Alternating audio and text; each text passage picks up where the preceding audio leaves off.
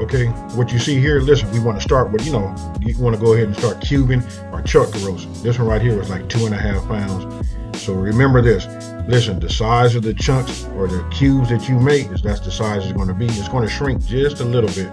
And right here, I'm just showing you guys, how I did it. You can see the streaks of fat. Listen, we want to trim that.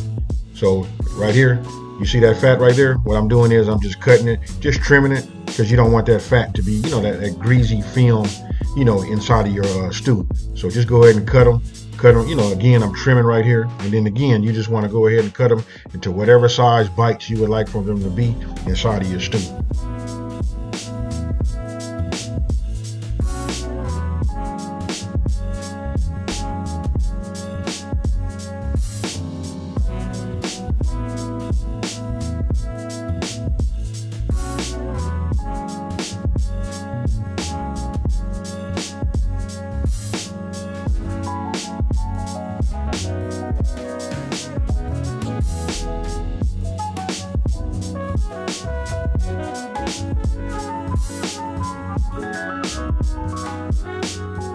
Now here, I just take the onion. I'm just going to go ahead and dice it up. And listen, we just want to have a 1/2 cup of diced onions. It doesn't matter. I mean, you can go over a little bit. It's really up to you. Once you made this, you can tailor make this recipe, to fit your needs and fit your taste buds.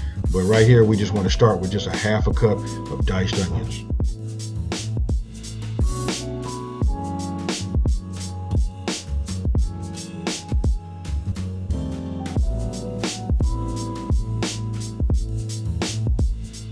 Now in a bowl, you want to add your flour, salt, and pepper, together. You want to mix it well, and then you want to get your beef cubes, and you want to take your beef cubes and coat them on all sides. And then we're going to add the coated beef cubes. And what we're going to do is we're going to brown them. We're going to put them in a hot skillet with a little bit of that extra virgin olive oil, and then we're going to brown all sides.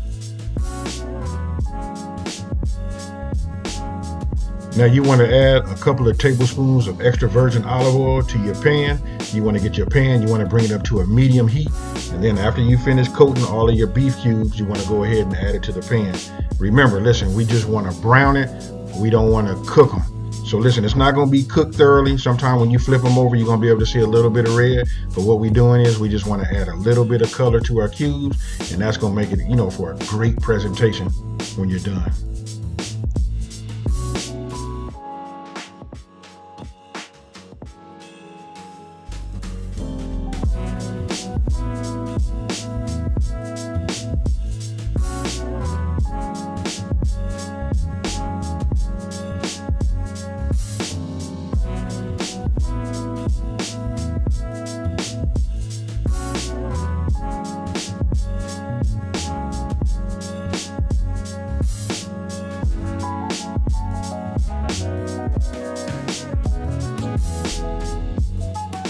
So once you're done browning all of the sides of your beef cubes, then go ahead and just dump them inside of your crock pot, including the drippings. That's where your flavor's at.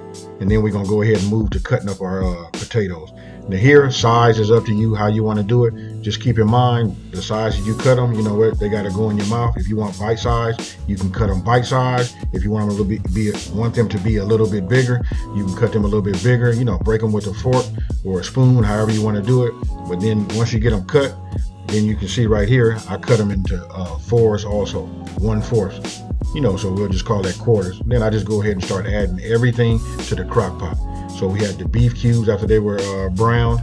We came back and then we put the potatoes. We got onions. Then we got that W sauce. And then we'll just continue on. Look, this right here is a fire roasted diced tomatoes. This right here is another little, key pro tip. Using fire roasted tomatoes. That's awesome. And then we come back with dried oregano. And then the rest of the ingredients, you got paprika.